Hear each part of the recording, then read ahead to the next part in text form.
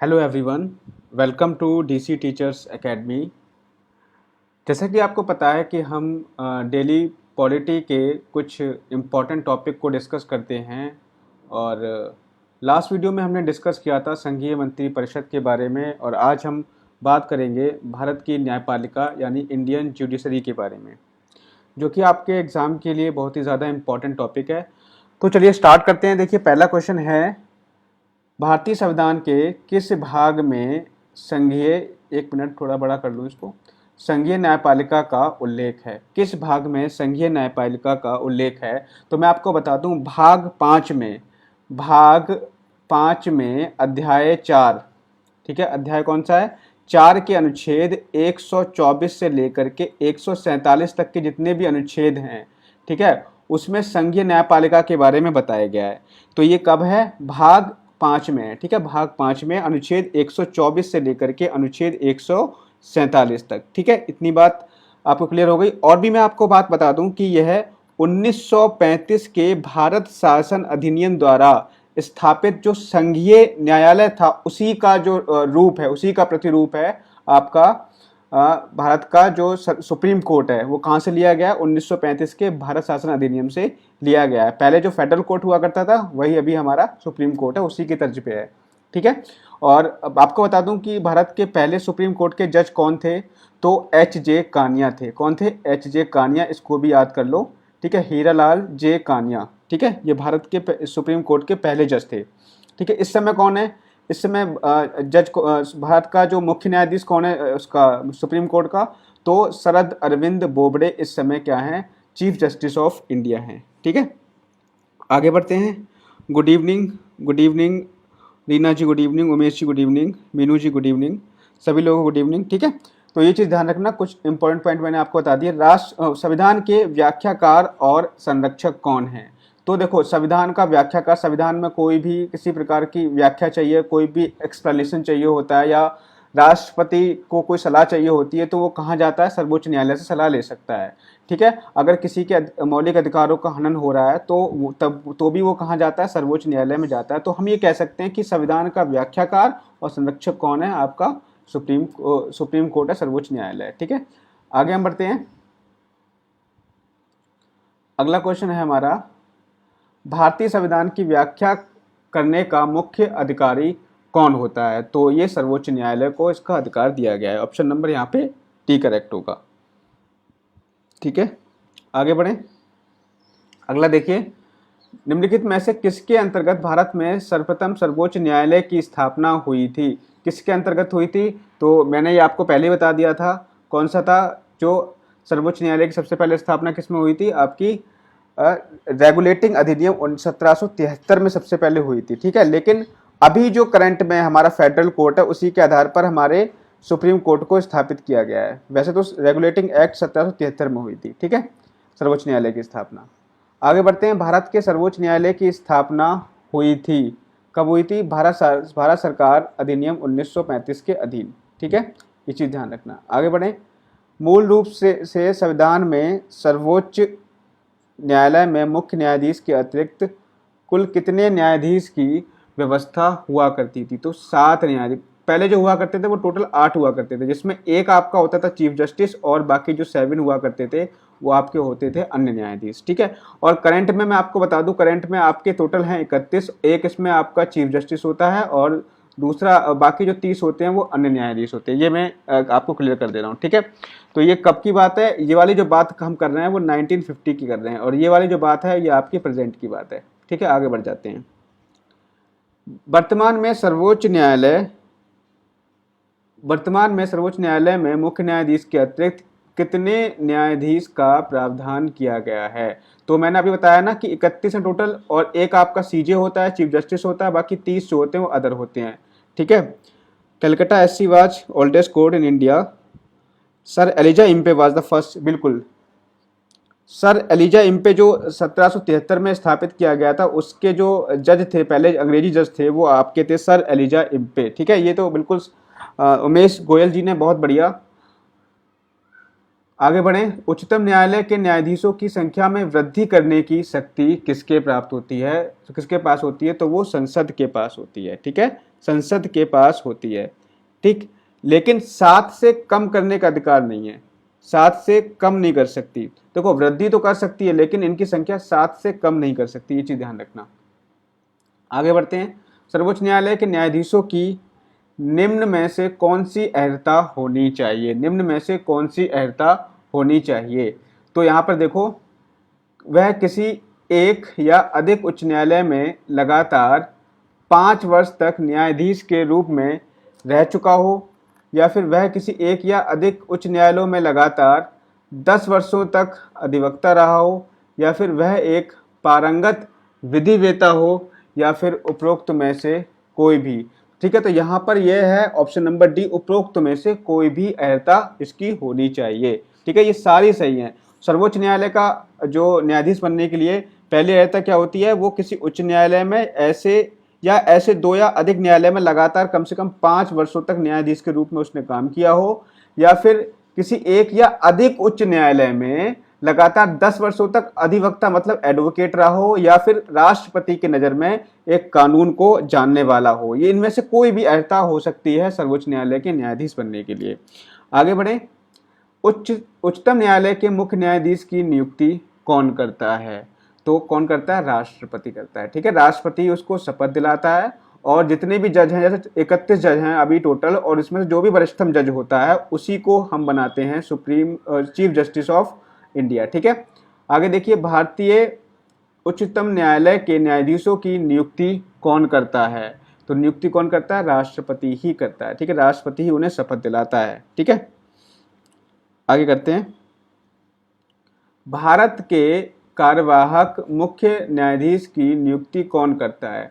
अब देखो यहाँ पर बात की जा रही है कार्यवाहक मुख्य न्यायाधीश की नियुक्ति कौन करता है, तो ये भी क्या है, जितने भी मुख्य न्यायाधीश होंगे, जो भी चीफ जस्टिस होंगे, उनकी नियुक्ति कौन करेगा, राष्ट्रपति ही करेगा। ठीक है, हाँ बिल्कुल। अगर बात करें स्टेट में, तो स्टेट में कौन करेगा, जो गवर्नर करेगा। ठीक है, ये चीज ध्यान रखना है। आगे बढ़ते हैं। राष्ट्रपति सर्वोच्च न्यायालय के अन्य न्यायाधीशों की नियुक्ति में से किससे परामर्श प्राप्त करते हैं, तो किससे परामर्श प्राप्त करेंगे, सर्वोच्च न्यायालय के मुख्य न्यायाधीश से परामर्श प्राप्त करेंगे। सर्वोच्च न्यायालय में तदर्थ न्यायाधीशों की नियुक्ति किस देश की न्याय प्रणाली से प्रेरित है, मतलब यह है कि जो न्यायाधीशों की नियुक्ति किस देश से ली गई है, तो वो आपकी फ्रांस से ली गई है। ठीक है, फ्रांस के संविधान से ली गई है, ये बात ध्यान रखना। अभी मैं आपको बता दूं, देखो अभी मैं आपको सब चीज बता देता हूं कि कौन यहाँ पे ओथ दिलाएगा, कौन क्या करेगा, ये सारी चीजें मैं आपको यहाँ पर क्लियर कर देता हूँ। देखो मैं आपको बता दूं, मैंने आपको एलिजिबिलिटी तो बताई थी, सुप्रीम कोर्ट की जज की क्या एलिजिबिलिटी होती है, कि वो क्या, उसने कैसे, मतलब किसी भी उच्च न्यायालय में 5 वर्ष तक वो जज के रूप में रहा हो। दूसरी क्या होती है, दूसरी ये होती है कि उसने किसी भी उच्च न्यायालय में या ऐसे एक या अधिक न्यायालय में 10 वर्ष तक एडवोकेट के रूप में काम किया हो, या फिर राष्ट्रपति की नज़र में वो क्या हो, एक पारंगत विधिवेता हो, मतलब पारंगत कानून को जानने वाला हो।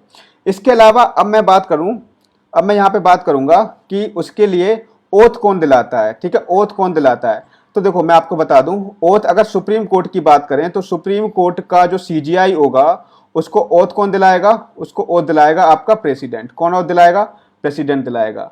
और आपका जो हाई कोर्ट का जो जज होता है, हाई कोर्ट का जो चीफ जज होता है, उसको दिलाता है गवर्नर। उसको कौन दिलाता है, गवर्नर दिलाता है। ठीक है, इतनी बात ध्यान रख लो। और मैं बता दूं, देखो सुप्रीम कोर्ट में आपके क्या होते हैं, एक तो आपका मुख्य न्यायाधीश होता है और 30 आपके अन्य न्यायाधीश होते हैं। तो सुप्रीम कोर्ट का जो मुख्य न्यायाधीश है उसको तो शपथ दिलाएगा राष्ट्रपति, और बाकी 30 जज को कौन दिलाएगा, बाकी जो 30 जज होंगे उनको दिलाएगा चीफ जस्टिस ऑफ इंडिया। ठीक है, इतनी बात क्लियर हो गई। सेम कंडीशन कहां होती है, सेम कंडीशन होती है आपकी हाई कोर्ट में। हाई कोर्ट जानते हो आपकी एक स्टेट का अलग अलग होता है। ठीक है, लेकिन कुछ स्टेटों को कंबाइन भी हैं। लेकिन आप जैसे मान लीजिए कि स्टेट का कोई हाई कोर्ट है, उसका जो जज होगा, चीफ जज होगा, उसको गवर्नर दिलाएगा। क्या दिलाएगा, गवर्नर शपथ दिलाएगा। इसके अलावा बाकी जो अदर जजेस होंगे उसको उसी हाई कोर्ट का चीफ जज ओथ दिलाएगा। ठीक है, ये चीज ध्यान रखना। इतनी बात क्लियर होगी। अब मैं आपको एक चीज और बता दूं यहाँ पर साथ ही साथ, मिनिमम एज कितनी होती है, मिनिमम एज कितनी होगी, किसके लिए, सुप्रीम कोर्ट के लिए। सुप्रीम कोर्ट के लिए और हाई कोर्ट के लिए मिनिमम एज कोई भी फिक्स नहीं होती है, कोई भी एज फिक्स नहीं है जज बनने के लिए, मिनिमम एज की कोई भी प्रावधान नहीं किया गया है। बात करें मैक्सिमम एज की, तो मैं आपको मैक्सिमम एज बता दूं, मैक्सिमम एज जो होती है, अगर हम सुप्रीम कोर्ट की बात करें, इंपॉर्टेंट है ये चीज, ध्यान रखना, सुप्रीम कोर्ट के जो जज की जो मैक्सिमम एज होती है वो कितनी होती है, 65 ईयर। 65 ईयर सुप्रीम कोर्ट के लिए है और हाई कोर्ट के लिए है 62 ईयर। ये चीज ध्यान रखना, ठीक है। 65 ईयर होती है किसके लिए, आपकी सुप्रीम कोर्ट के लिए, 62 ईयर होती है आपकी हाई कोर्ट के लिए। ये चीज ध्यान रखना आपको, ठीक है। रिजाइन कौन दिलाएगा, अच्छा अब बात आ गई किसकी, रिजाइन की। ये तो एज की बात कर ली, अब रिजाइन की बात करें तो एससी का जो चीफ जज होगा, और चाहे एचसी का, मतलब एससी मतलब सुप्रीम कोर्ट, एससी मतलब हाई कोर्ट का जो चीफ जज होगा, वो रिजाइन किसको देंगे, सीधे किसको देंगे, प्रेसिडेंट को ही रिजाइन देंगे, ठीक है। ये ध्यान रखना, किसको देंगे, प्रेसिडेंट को ही रिजाइन देंगे, ठीक है। ये चीज आपको ध्यान रखना, बिल्कुल हाँ। देखो कुछ आपके स्टेट्स हैं, वहाँ वहाँ पे क्या है, आपके जो आपके हाई कोर्ट हैं, कुछ स्टेट्स के कंबाइन भी हैं, ठीक है। ये चीज ध्यान रखना। चलो हम आगे बात करेंगे उसके बारे में।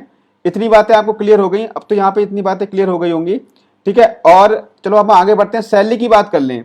सैलरी की बात करें तो सैलरी की अगर बात करें, सुप्रीम कोर्ट का जो चीफ जज होता है, सीजीआई होता है, उसकी जो सैलरी है वो 2.8 लाख है। कितनी है, 2.8 लाख। और बाकी जो अदर जजेस होते हैं उनकी सैलरी जो है आपकी 2.5 लाख रुपए है। कितनी है, 2.5 लाख रुपए है। और इनकी सैलरी कहाँ से निकाली जाती है, तो कंसोलिडेटेड फंड ऑफ इंडिया से इनकी सैलरी को निकाला जाता है, ठीक है। इतनी बात आपको क्लियर हो गई होगी। अब हम क्वेश्चन की तरफ आगे बढ़ते हैं, क्वेश्चन की तरफ आते हैं, चलिए। हाँ, यहाँ पे था क्वेश्चन, भारतीय संविधान में तदर्थ न्यायाधीशों की नियुक्ति का प्रावधान है। तो ये प्रावधान कहाँ पर है, सर्वोच्च न्यायालय में, उच्च न्यायालय में, जनपद या सत्र न्यायालय में, या इनमें से सभी। तो कहाँ पर है, तो इनमें से सभी में जो है आपके तदर्थ न्यायाधीशों की, एडिशनल जो होते हैं न्यायाधीशों की नियुक्ति का प्रावधान है। सर्वोच्च न्यायालय में तदर्थ न्यायाधीशों की नियुक्ति होती है तब, कब, जब कतिपय न्यायाधीश दीर्घकालीन अवकाश पर चले जाते हैं या स्थायी नियुक्ति के लिए कोई उपलब्ध नहीं होता, न्यायालय के समक्ष लंबित वादों में असाधारण वृद्धि होती है, या न्यायालय के किसी सत्र के लिए न्यायाधीशों का कोरम नहीं होता। तो यहाँ पर आपका ऑप्शन नंबर डी है, तदर्थ न्यायाधीशों की नियुक्ति कब होती है, जब न्यायालय के किसी सत्र के लिए न्यायाधीशों का कोरम मतलब गढ़ पूर्ति नहीं होती। ये चीज ध्यान रखना, ऑप्शन नंबर डी करेक्ट होगा, ठीक है। हाँ, स्टेट का जो हाई कोर्ट जो होते हैं, चीफ जस्टिस होते हैं, उनकी 2.5 लाख होती है, और अदर जजेस होते हैं उनकी 2.25 लाख रुपए होती है, बिल्कुल ठीक है। इनकी भी सैलरी जो दी जाती है वो कंसोलिडेटेड फंड ऑफ इंडिया से दी जाती है, ये चीज ध्यान रखना। चलो हम आगे बढ़ते हैं। अब सर्वोच्च न्यायालय में तदर्थ न्यायाधीशों की नियुक्ति कौन करता है, सर्वोच्च न्यायालय में तदर्थ न्यायाधीशों की नियुक्ति कौन करता है, तो ये कौन करता है, राष्ट्रपति की अनुमति प्राप्त कर सर्वोच्च न्यायालय का मुख्य न्यायाधीश इनकी नियुक्ति करता है। लेकिन किसकी अनुमति से, राष्ट्रपति की अनुमति से करता है। कौन, सर्वोच्च न्यायालय का मुख्य न्यायाधीश। और सर्वोच्च न्यायालय का मुख्य न्यायाधीश ही इन्हें क्या दिलाता है, शपथ दिलाता है। ये चीज ध्यान रखना। सर्वोच्च न्यायालय में न्यायाधीश नियुक्त होने के लिए व्यक्ति को कम से कम कितने वर्ष उच्च न्यायालय का एडवोकेट होना चाहिए। देखो यहाँ पे एडवोकेट की बात कर रहा है, एडवोकेट की जब बात करें तो 10 वर्ष का होना चाहिए, ठीक है। 10 वर्ष का, 10 वर्ष कम से कम उसने वो अधिवक्ता के पद पर रहा हो या एडवोकेट रहा हो। और जज के रूप में 5 वर्ष का होना चाहिए। उच्चतम न्यायालय के मुख्य न्यायाधीश कितने वर्ष तक पदधारी रहते हैं, तो वो आपके, मैंने बताया था 65 वर्ष तक रहते हैं, हाई कोर्ट के, सॉरी सुप्रीम कोर्ट के और हाई कोर्ट के रहते हैं 62 वर्ष तक, ये बता चुका हूँ। उच्चतम न्यायालय के न्यायाधीशों की सेवानिवृत्ति की आयु क्या है, उच्चतम न्यायालय के न्यायाधीशों की सेवानिवृत्ति की आयु मैं बता चुका हूँ 65 वर्ष। एक बार कमेंट ले लें आपके, मीनू शर्मा जी, रीना कुमारी, कविता चौधरी, बिल्कुल सही आंसर है। आगे बढ़े, एक बार सभी लोग लाइक कर देंगे, एक बार सभी लोग लाइक कर दें, ठीक है, एक बार सभी लोग लाइक कर देंगे, ओके। सर्वोच्च न्यायालय का न्यायाधीश कितनी वर्ष तक कार्यरत रहता है, तो मैंने बता ही दिया था, इनमें से कोई नहीं होगा क्योंकि वो रहता है 65 वर्ष तक, ठीक है। सर्वोच्च न्यायालय के न्यायाधीशों को उसके पद से केवल किन प्रमाणित आधारों पर हटाया जा सकता है, किन प्रमाणित आधारों पर हटाया जा सकता है, कदाचार और असमर्थता, दोनों के बेस पर उसको हटाया जा सकता है, ठीक है, दोनों के बेस पर हटाया जा सकता है। ये चीज आपको ध्यान रखनी है, ठीक है। अगर हमें हटाना है तो हमें क्या करना पड़ेगा, हमें जो है बिल लेकर आना पड़ता है, बिल लेकर के आएंगे। जैसे मान लीजिए 2 हाउस होते हैं ना हमारे, एक तो होता है आपका लोकसभा, एक होता है आपका राज्यसभा। अगर हमें किसी भी न्यायाधीश को हटाना है तो हम किसी भी किसी भी सदन में लेकर के उस बिल को लेकर के आएंगे। जैसे मान लीजिए कि सबसे पहले हम लेकर आ गए लोकसभा में, ठीक है, लोकसभा में किसी भी न्यायाधीश को हटाने का बिल लेकर के आए तो हमें क्या करना पड़ेगा, लोकसभा में जैसे स्टार्ट हुआ तो वहां पर 100 MP के सिग्नेचर चाहिए होंगे, मतलब 100 सदस्य वहां पर उस पर साइन करेंगे, ठीक है, साइन करेंगे। फिर इसके बाद में कहाँ जाएगा, वो राज्यसभा में जाएगा। राज्यसभा में कितने लोग साइन करेंगे, राज्यसभा में 50 MP साइन करने चाहिए, ठीक है, 50 MP साइन करने चाहिए, ठीक है, ये बात ध्यान रखना। तो लोकसभा में कितने 100 और राज्यसभा में कितने 50 MP के साइन होने चाहिए, ठीक है। इसके बाद में अब ये अगर पास हो जाता है, अगर ये पास हो जाता है, ठीक है, तो फिर हमारा जो भी न्यायाधीश होगा उसको हटा दिया जाता है, ठीक है, उसको हटा दिया जाता है। एक चीज ध्यान रखना कि लोकसभा में जो है इस जो बिल पेश किया जाता है, लोकसभा में जो भी बिल पेश किया जाता है वो स्पेशल मेजोरिटी से पास होना चाहिए, स्पेशल मेजोरिटी से पास होना चाहिए, ये चीज ध्यान रखना है। ऐसा ही हमारा राज्यसभा में भी है, ठीक है। किसके आधार पर हटाया जा सकता है, कदाचार, ठीक है, और किसके आधार पर, असमर्थता, मतलब इनकैपेसिटी या प्रूव्ड मिसबिहेवियर के आधार पर हटाया जा सकता है। आगे बढ़ते हैं। सर्वोच्च न्यायालय के न्यायाधीश को कदाचार और असमर्थता के प्रमाणित आधारों पर संसद किस तरह महाभियोग का प्रस्ताव पारित कर सकती है। तो मैंने क्या बताया है, मैंने ये बताया था, अभी बताया था आपको, संसद के दोनों सदनों द्वारा अलग अलग अपने कुल सदस्यों की संख्या के बहुमत तथा उपस्थित मतदान करने वाले सदस्य के 2/3 बहुमत प्रस्ताव द्वारा। मैंने आपको बताया ना स्पेशल मेजोरिटी क्या होती है, स्पेशल मेजोरिटी होती है कि 2/3 सदस्य, जो भी मतदान करने वाले सदस्य होते हैं उनके 2/3 सदस्य उस बिल को पारित करें, उसको हम कहते हैं स्पेशल मेजोरिटी, ठीक है। एक होती है सिंपल मेजोरिटी, सिंपल मेजोरिटी क्या होती है, वो 50% + 1 होती है, ठीक है, 50% + 1 होती है। और आपकी स्पेशल मेजोरिटी क्या होती है, जो भी सदस्य मतदान कर रहे हैं उसके 2/3 सदस्य द्वारा पारित होना चाहिए, उसको हम कहते हैं स्पेशल मेजोरिटी, ठीक है, ये ध्यान रखना है। आगे बढ़ते हैं। सर्वोच्च न्यायालय के न्यायाधीश के विरुद्ध महाभियोग का प्रस्ताव पारित हो जाने पर पदच्युति का आदेश कौन जारी करता है। तो ये कौन जारी करता है, राष्ट्रपति ही करता है। अगर महाभियोग प्रस्ताव पारित हो गया है तो उसको हटाने का आदेश कौन जारी करेगा, राष्ट्रपति ही करेगा, ठीक है। आगे बढ़े। सर्वोच्च न्यायालय के किस न्यायाधीश के विरुद्ध 11 मई 1993 को लोकसभा में लाया गया महाभियोग प्रस्ताव असफल रहा था। तो वो कौन थे, न्यायमूर्ति वी रामास्वामी, ठीक है, न्यायमूर्ति वी रामास्वामी थे। इन्हीं के खिलाफ जो प्रस्ताव लाया गया था वो असफल रहा था, ये चीज ध्यान रखना है, ठीक है। वैसे तो आपको पता होगा कि जो चीफ जस्टिस ऑफ इंडिया है वो कौन बनता है, जो भी वरिष्ठतम जज होता है वो आपका चीफ जस्टिस ऑफ इंडिया बनता है। लेकिन मैं आपको बता दूं, लेकिन कुछ इस नियम का उल्लंघन भी हुआ था। उल्लंघन कब हुआ था, 1973 में। आपको याद होगा 1973 में क्या हुआ था, इंदिरा गांधी की सरकार में ए एन रे को क्या बना दिया गया था, चीफ जस्टिस ऑफ इंडिया बना दिया गया था। फिर दोबारा से 1977 में बात करें तब भी आपकी इंदिरा गांधी की ही सरकार थी, उस समय हिमातुल्लाह को भी जो है चीफ जस्टिस ऑफ इंडिया बना दिया गया था। ये नियम का उल्लंघन किया गया था, ठीक है, यहाँ पर नियम का उल्लंघन किया गया था, क्योंकि वैसे जो वरिष्ठतम जज होता है वही CJI बनता है, मतलब चीफ जस्टिस ऑफ इंडिया बनता है। ये चीज आपको ध्यान रखनी है। आगे बढ़ते हैं। सर्वोच्च न्यायालय के मुख्य न्यायाधीश को प्रतिमाह कितना वेतन मिलता है। सर्वोच्च न्यायालय के मुख्य न्यायाधीश को प्रतिमाह कितना वेतन मिलता है। तो मैंने आपको क्या बताया था, 2.8 लाख बताया था ना, तो 2,80,000 रुपए, इसको ध्यान रखना, ठीक है। बाकी जो अदर जज होते हैं उनको 2.5 लाख मिलता है, ठीक है। सर्वोच्च न्यायालय के न्यायाधीशों को प्रतिमाह कितना वेतन मिलता है, तो ये आपको बता ही चुका हूं। अन्य न्यायाधीशों की बात यहाँ पे की जा रही है, तो अन्य न्यायाधीशों को मिलता है आपका 2.5 लाख रुपए, ठीक है, ये चीज ध्यान रखना। जब राष्ट्रपति और उपराष्ट्रपति दोनों के पद खाली हों तो उनके काम कौन संभालता है। ये बहुत ही अच्छा क्वेश्चन है, तो ध्यान रखना। राष्ट्रपति का पद खाली है तो उपराष्ट्रपति संभालेगा, उपराष्ट्रपति का पद खाली है तो भारत का मुख्य न्यायाधीश संभालेगा। अगर भारत के मुख्य न्यायाधीश का भी पद खाली होगा तो आपका कौन संभालेगा, जो वरिष्ठतम जज होगा वो संभालेगा उसका पद, ठीक है। इतनी बात आपको ध्यान रखनी है, ठीक है। आगे बढ़े।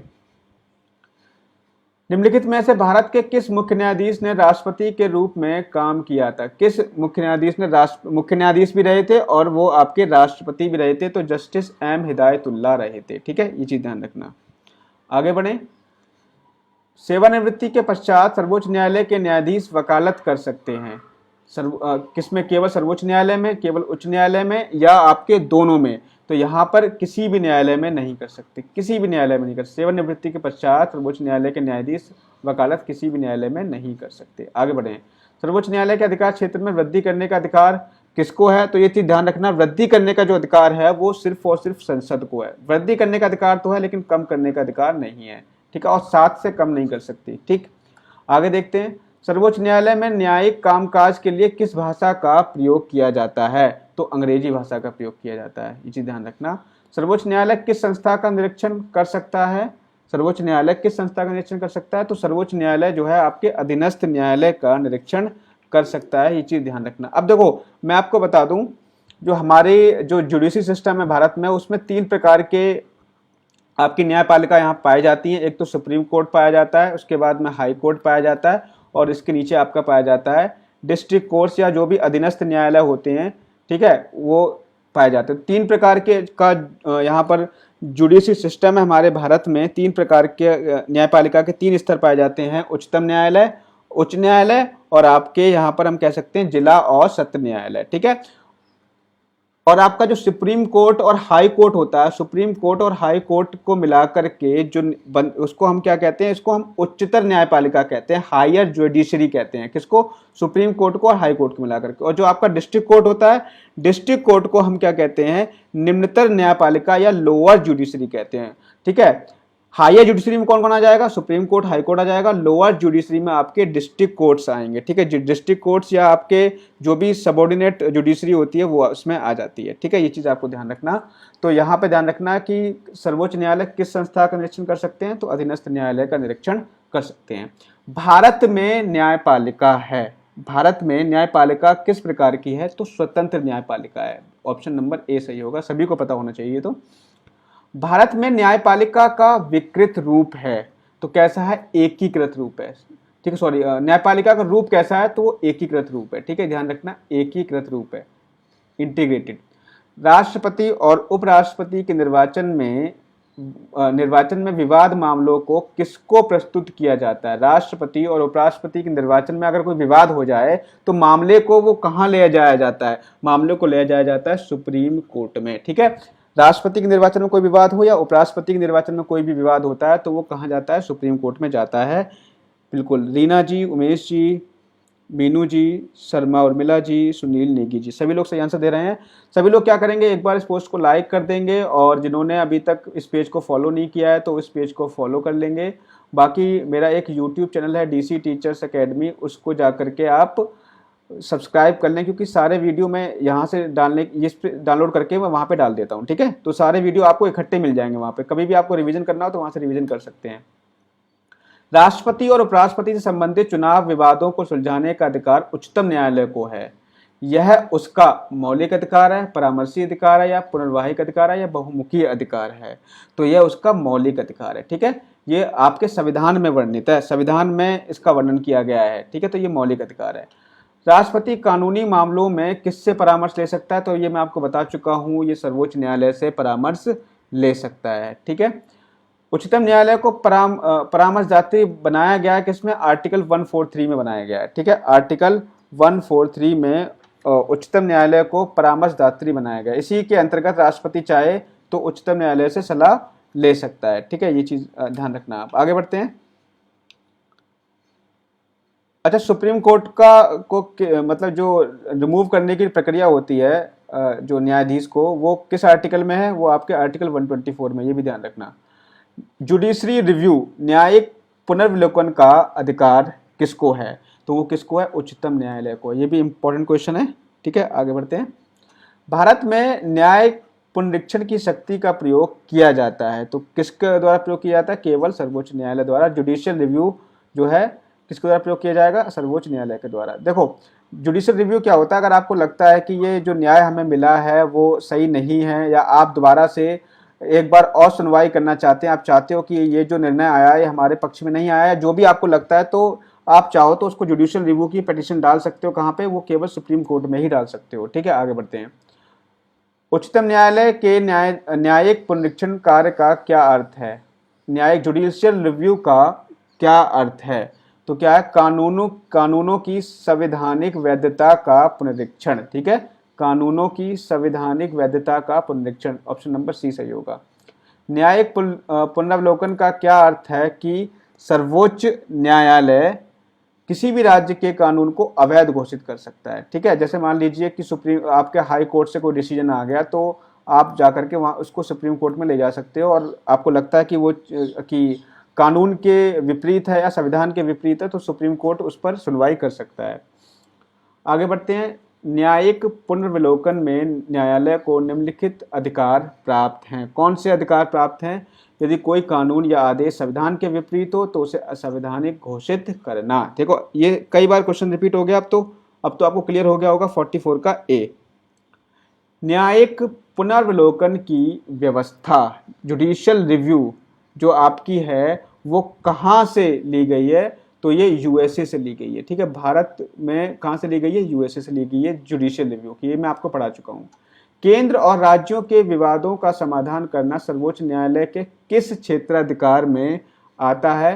तो ये आपका प्रारंभिक क्षेत्राधिकार में आता है। ठीक है, वैसे तो मैं आपको बता दूं कि जो इसका क्षेत्राधिकार है वो कई सारे क्षेत्राधिकार होते हैं सुप्रीम कोर्ट के, हाई कोर्ट के।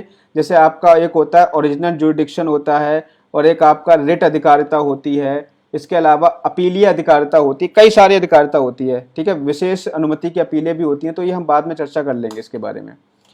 निम्नलिखित में से किस मामले को उच्च न्यायालय में प्रत्यक्ष रूप से दाखिल नहीं किया जा सकता? किस मामले को दाखिल नहीं किया जा सकता? तो दो अथवा अधिक राज्यों के बीच विवाद को। ठीक है, उच्च न्यायालय में प्रत्यक्ष रूप से दाखिल नहीं किया जा सकता। ये कहाँ होगा? आपका सुप्रीम कोर्ट में होगा। आगे बढ़ते हैं। जनहित याचिका दायर की जाती है, जनहित याचिका दायर की जाती है उच्च न्यायालय में, सर्वोच्च न्यायालय में, दोनों में इसको जारी किया जा सकता है। सर्वोच्च न्यायालय किसे हटाने के लिए राष्ट्रपति से सिफारिश कर सकता है? तो किसे हटाने के लिए? संघ लोक सेवा आयोग के अध्यक्ष व सदस्यों को हटाने के लिए। ठीक है, राष्ट्रपति से सिफारिश कर सकता है, अगर उसको लगता है कि कुछ भी ये लोग संविधान के नियमों का पालन नहीं कर रहे हैं तो सिफारिश कर सकता है। आगे बढ़ते हैं। सर्वोच्च न्यायालय कौन सा प्रलेख जारी नहीं कर सकता? कौन सा प्रलेख जारी नहीं कर सकता? तो यहाँ पर ध्यान रखना, निषेधाज्ञा। बाकी मैंने आपको 5 रिट बताई थी ना, बंदी, प्रत्यक्षीकरण, उत्प्रेषण, प्रतिषेध, परमादेश, अधिकार प्रक्षा, ये 5 रिट मैंने आपको बताई थी, लेकिन उसमें निषेधाज्ञा नहीं थी। ठीक है, उच्चतम न्यायालय द्वारा परमादेश किसे जारी किया जाता है? तो परमादेश किसे जारी किया था? मैंने परमादेश के बारे में क्या बताया था कि ऐसा अधिकारी जो अपने उसको जो अधिकार है, जिसको जो कार्य दिया गया है उस कार्य को नहीं कर रहा है, उस कार्य को नहीं कर रहा है, तो जो परमादेश किसके द्वारा जारी किया जाएगा? उच्चतम न्यायालय द्वारा जारी किया जाएगा। किसको? किसी अधिकारी को सरकारी आदेश निभाने के लिए। तो ऑप्शन नंबर ए सही होगा।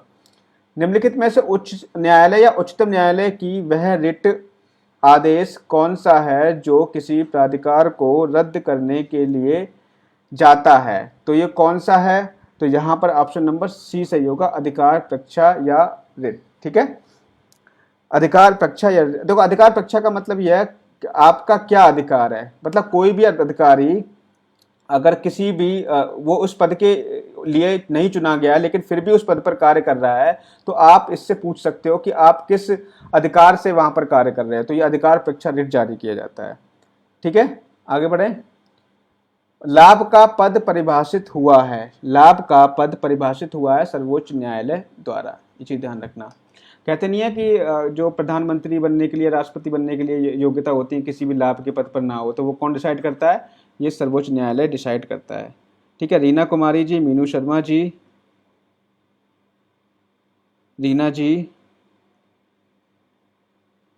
ठीक है, निषेधाज्ञा, निषेधाज्ञा का मतलब होता है कि किसी भी आज्ञा को नकार देना, किसी भी ऑर्डर को ना मानना, तो उसे हम कहते हैं निषेधाज्ञा। मीनू शर्मा जी। ठीक है, आगे बढ़ें। निम्नलिखित में से किस मुकदमे में भारतीय सर्वोच्च न्यायालय ने सर्वप्रथम संविधान के मौलिक लक्षण का सिद्धांत प्रतिपादित किया था? तो ये किया था गोलकनाथ बनाम पंजाब राज्य में। ठीक है, गोलकनाथ बनाम पंजाब राज्य में ही क्या किया था? सबसे पहले संविधान के मौलिक लक्षण का सिद्धांत जो है प्रतिपादित किया था। ये आपको ध्यान होगा। गोलकनाथ बना पंजाब राज्य केस। ठीक है, सभी लोग एक बार फॉलो कर लेंगे इस पेज को, जिससे कि जब भी मैं लाइव आऊंगा तो आपको अपडेट मिल जाएगी। भारतीय संविधान का कौन सा अनुच्छेद संवैधानिक विवाद में सर्वोच्च न्यायालय के अपीलीय क्षेत्राधिकार से संबंधित है? तो ये कौन सा है आपका? अनुच्छेद 134 को मिलाकर अनुच्छेद 133 को पढ़ना। ठीक है, तो मैं आपको बता दूं, जो अपीलीय ज्यूरिडिक्शन होता है, अपीलीय अधिकारता होती है, इसमें आर्टिकल कौन कौन से आते हैं?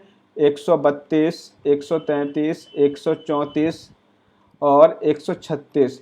ये क्या आते हैं? इसमें जो है आपकी अपीलीय अधिकारता की, अपीलीय क्षेत्र अधिकार की बात की गई है। ठीक है, तो इसके अंतर्गत कौन कौन से मामले आते हैं? सिविल और क्रिमिनल, सभी तरीकों के मामले इसके अंदर सुने जाते हैं। सिविल व क्रिमिनल जो मामले होते हैं वो सभी इसी के अंतर्गत सुने जाते हैं। और इसके क्षेत्राधिकार को हम 4 भागों में बांट सकते हैं। जैसे 4 भाग कौन कौन से होंगे? संवैधानिक विषय कुछ होते हैं, उनसे जुड़ी अपीलें सुनी जाती हैं इसके अंतर्गत। सिविल मामलों से जुड़ी अपीलें भी इसी के अंतर्गत सुनी जाती हैं। इसके अलावा जो आपराधिक मामले होते हैं उनकी भी जो अपीलें हैं इसी के अंतर्गत आती हैं, अपीलीय अधिकारता के अंतर्गत। इसके अलावा जो विशेष अनुमति की अपीलें होती हैं वो भी इसी के अंतर्गत आती हैं। तो ये जो है आपका अनुच्छेद 134A को मिलाकर के 133 को पढ़ना इससे संबंधित है। ठीक है, आगे बढ़ें। केंद्र और राज्यों के बीच होने वाले विवादों का निर्णय करने की भारत के उच्चतम न्यायालय की शक्ति आती है। तो ये किस शक्ति के अंतर्गत आती है? तो ये मूल अधिकारता के अंतर्गत आती है। ठीक है, मूल अधिकारता के अंतर्गत आती है। ठीक है, मूल अधिकारता मतलब इसको हम कहते हैं ओरिजिनल ज्यूरिडिक्शन, ओरिजिनल ज्यूरिडिक्शन। ठीक है, ये किस में है? आर्टिकल 131 में है। और इसमें क्या होता है? किसी भी विवाद की शुरुआत की जाएगी वो सिर्फ और सिर्फ सर्वोच्च न्यायालय के अंतर्गत की जा सकती है, जो ओरिजिनल ज्यूरिडिक्शन होगा, मूल अधिकारिता होगी। इसमें 3 प्रकार के मामले सुने जाते हैं। कौन कौन से? भारत सरकार बनाम राज्य सरकार का जो विवाद होता है वो आपका सुप्रीम कोर्ट में सुना जाएगा। 2 या अधिक राज्यों के बीच जो विवाद होगा वो भी आपका सुप्रीम कोर्ट में ही सुना जाएगा। इसके अलावा हम बात करें भारत सरकार प्लस राज्य सरकार बनाम राज्य सरकार, मतलब एक तरफ आपके भारत सरकार हो गई प्लस मान लो कि एक तरफ भारत हो गया, एक तरफ यूपी हो गया। अब वर्सेस आपका ले लो कुछ भी, जैसे वर्सेस आपकी तमिलनाडु ले लो, तो इसका भी जो सुनवाई करेगा वो सिर्फ और सिर्फ सुप्रीम कोर्ट ही करेगा। मतलब 2 राज्यों के बीच अगर विवाद हो रहा है तो वो कहाँ जाएगा? सिर्फ और सिर्फ सुप्रीम कोर्ट में ही जाएगा। ये चीज आपको ध्यान रखनी है। ठीक है, आगे बढ़े। भारत का उच्चतम न्यायालय कानूनी तथ्य के मामले में राष्ट्रपति को परामर्श देता है। तो तभी परामर्श देता है जब वह ऐसे परामर्श के लिए कहता हो। मतलब यह है कि राष्ट्रपति जब परामर्श मांगेगा तभी वो मतलब परामर्श देगा, अदरवाइज नहीं देगा। इसका सीधा सीधा मतलब यह है। ठीक है, क्वेश्चन 55 रिपीट सर। क्वेश्चन 55 में क्या था? देखो मैं आपको बताऊं। देखो जो न्यायपालिका होती है, न्यायपालिका के अंतर्गत उनका कुछ क्षेत्राधिकार होता है। न्यायपालिका का कुछ क्षेत्राधिकार होता है। तो न्यायपालिका के क्षेत्राधिकार में कुछ आपके कौन कौन से क्षेत्राधिकार हैं? एक तो आपका मूल क्षेत्राधिकार है जिसको हम ओरिजिनल ज्यूरिडिक्शन कहते हैं। एक आपका आता है रिट अधिकारता जिसको हम रिट ज्यूरिडिक्शन कहते हैं। और एक आपकी आती है अपीलीय अधिकारता। तो यहां पर देखो अपीलीय अधिकारता के बारे में बात की गई है ना, अपीलीय क्षेत्राधिकार के बारे में बात की गई है। तो अपीलीय क्षेत्राधिकार के अंतर्गत ये कह रहा है कौन सा अनुच्छेद संवैधानिक विवाद में सर्वोच्च न्यायालय के अपीलीय क्षेत्राधिकार से संबंधित है। तो अपीलीय क्षेत्राधिकार में आपको कौन कौन से आर्टिकल आते हैं? 132 आते हैं, 133 आता है, 134 आता है, 136 आता है। ठीक है, अब आप क्या करोगे? 134A को मिलाकर के अगर अनुच्छेद, देखो 134 ले लिया और आपने 133 ले लिया, इन दोनों को मिलाकर के जब आप पढ़ोगे तो वो आपका किससे संबंधित होगा? संवैधानिक विवाद में सर्वोच्च न्यायालय से संबंधित होगा। ठीक है, ये चीज ध्यान रखना। आगे बढ़ते हैं। राष्ट्रीय मानवाधिकार आयोग के अधिनियम 1993 के अनुसार निम्नलिखित में से इस आयोग का अध्यक्ष कौन बन सकता है? तो इस आयोग का जो अध्यक्ष है वो आपका केवल भारत के सेवानिवृत्त मुख्य न्यायमूर्ति ही इसके अध्यक्ष बन सकते हैं। किसके? राष्ट्रीय मानवाधिकार आयोग के अधिनियम 1993 के अनुसार। आगे बढ़ते हैं। निम्नलिखित में से किस वाद में उच्चतम न्यायालय ने संविधान के मूल ढांचे का सिद्धांत प्रतिपादित किया था? तो इसका जो राइट आंसर होगा आपका केशवानंद भारती वर्सेस केरला राज्य। ठीक है, ये आपको ध्यान रखना है। केशवानंद भारती का जो केस था वही इसमें किया गया था। ठीक है, किस वाद में सर्वोच्च न्यायालय ने कहा था कि संसद को मूल अधिकार में संशोधन करने की शक्ति प्राप्त है और इस संविधान के मूल ढांचे में संशोधन नहीं कर सकती। मतलब मूल अधिकार में संशोधन तो कर सकती है लेकिन संविधान के मूल ढांचे में संशोधन नहीं कर सकती। तो ये केशवानंद भारती जो विवाद था उसी के बारे में बात कर रहे हैं। सर्वोच्च न्यायालय के प्रथम मुख्य न्यायाधीश कौन थे? तो हीरालाल जे कानिया थे, जिनको एच.जे. कानिया के नाम से जाना जाता है। सर्वोच्च न्यायालय के मुख्य न्यायाधीश के पद पर सर्वाधिक लंबी अवधि तक कौन पदस्थ रहा था? तो कौन पदस्थ रहा था? वाई.वी. चंद्रचूड़ जो थे सबसे अधिक समय तक उस पर सर्वोच्च न्यायालय की अवधि में सबसे ज़्यादा जो रहे थे वो वाई.वी. चंद्रचूड़ रहे थे। सर्वोच्च न्यायालय के मुख्य न्यायाधीश के पद पर सबसे कम समय तक कौन रहा? तो सबसे कम समय तक रहे थे कमल नारायण सिंह। ठीक है। सर्वोच्च न्यायालय के किस मुख्य न्यायाधीश ने 20 जुलाई 1969 से 24 अगस्त 1969 तक कार्यकारी राष्ट्रपति के रूप में कार्य किया? तो वो थे आपके एच.एम. हिदायतुल्ला। एच.एम. हिदायतुल्ला। वर्ष 1973 में सर्वोच्च न्यायालय के किस मुख्य न्यायाधीश की नियुक्ति के समय प्रथागत वरिष्ठता के सिद्धांत को पहली बार त्यागा गया था? तो किस में त्यागा गया था? तो यहाँ पर ए.एन. रे, मैंने आपको बताया था ना, ए.एन. रे जो थे इंदिरा गांधी की उस समय सरकार थी। तो इंदिरा गांधी ने क्या किया था उस समय, जो वरिष्ठतम जो थे आपके, वैसे तो वरिष्ठतम न्यायाधीश ही आपका मुख्य न्यायाधीश बनता था, लेकिन इसका उल्लंघन कब हुआ था? 1973 में जो इंदिरा गांधी की सरकार थी तो उन्होंने ए.एन. रे को मुख्य न्यायाधीश बना दिया गया था। तो उसी समय वरिष्ठता के सिद्धांत का उल्लंघन हुआ था। ठीक है, आगे बढ़े। निम्नलिखित में से उच्चतम न्यायालय की सबसे पहली महिला न्यायाधीश कौन थी? पहली महिला न्यायाधीश कौन थी? तो फातिमा बीबी थी। ठीक है, फातिमा बीबी, ये चीज आपको ध्यान रखनी है। संविधान की व्याख्या करने का अंतिम अधिकार किसको है? तो ये मैं आपको बता चुका हूँ, सर्वोच्च न्यायालय को है। निम्नलिखित में से किसके मामले उच्च न्यायालय व उच्चतम न्यायालय दोनों की अधिकारिता में आते हैं? तो मूल अधिकारों का संरक्षण आप किसी में भी कर सकते हो, उच्चतम न्यायालय या उच्च न्यायालय किसी में भी कर सकते हो। ठीक है। उच्चतम न्यायालय की परामर्श अधिकारिता के विषय में निम्नलिखित में से कौन सा कथन सही है? उच्चतम न्यायालय के लिए यह बाध्यकारी है कि राष्ट्रपति द्वारा निर्देशित किसी मामले में अपना मत व्यक्त करे। ये बिल्कुल ही, क्योंकि देखो न्यायपालिका बिल्कुल स्वतंत्र है तो बाध्यकारी तो कुछ हो ही नहीं सकता। तो पहला गलत हो गया। परामर्शी अधिकारिता शक्ति के अधीन प्राप्त किसी निर्देश पर उच्चतम न्यायालय की पूर्ण पीठ सुनवाई करती है। बिल्कुल, ये इसका ऑप्शन सेकंड स्टेटमेंट सही है। परामर्शी अधिकारिता के अधीन निर्देश प्राप्त निर्देश पर व्यक्त किया हुआ उच्चतम न्यायालय का मत सरकार पर बाध्यकारी नहीं होता। बिल्कुल, ये भी आपका सही है। ठीक है, क्योंकि परामर्श है ना, परामर्श दी जा रही है तो सरकार पर बाध्यकारी नहीं है। सरकार उसको माने या नहीं माने, ठीक है, सरकार माने या नहीं माने तो उससे कोई ये बाध्यकारी थोड़ी ना होता है। परामर्श कोई बाध्यकारी नहीं होती, लेकिन जो निर्णय आता है, डिसीजन आता है, वो बाध्यकारी होते हैं। ठीक है, आगे देखो, तो ये तीसरा भी सही हो गया।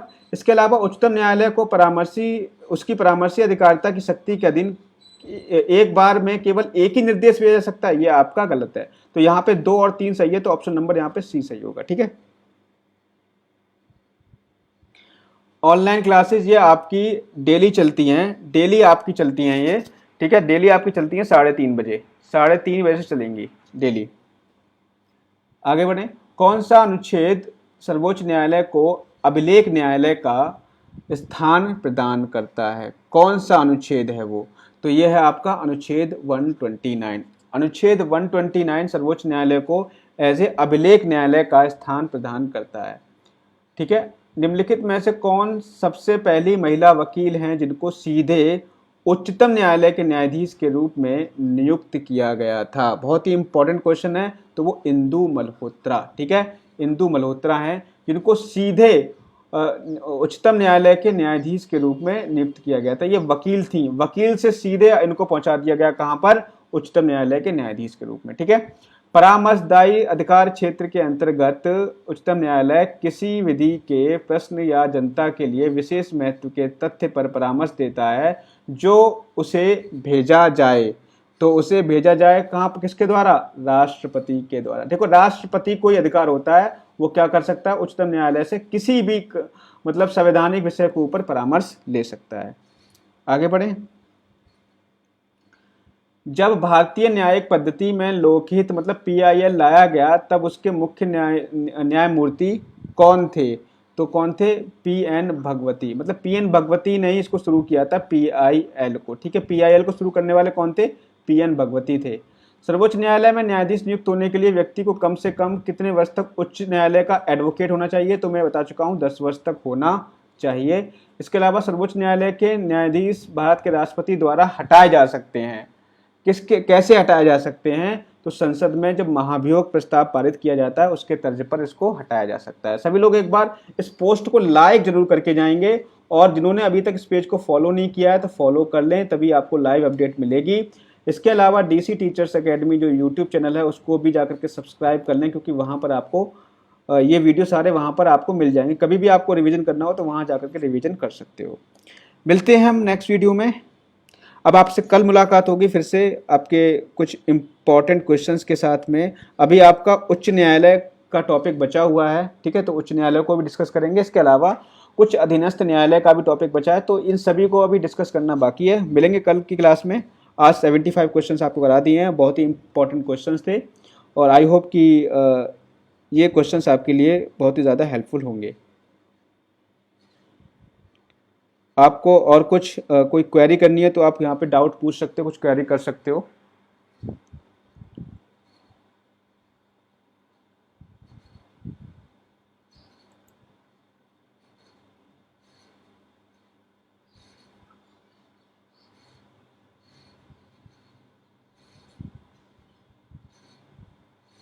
चलिए मिलते हैं फिर आपसे नेक्स्ट वीडियो में। Thank you, have a nice day.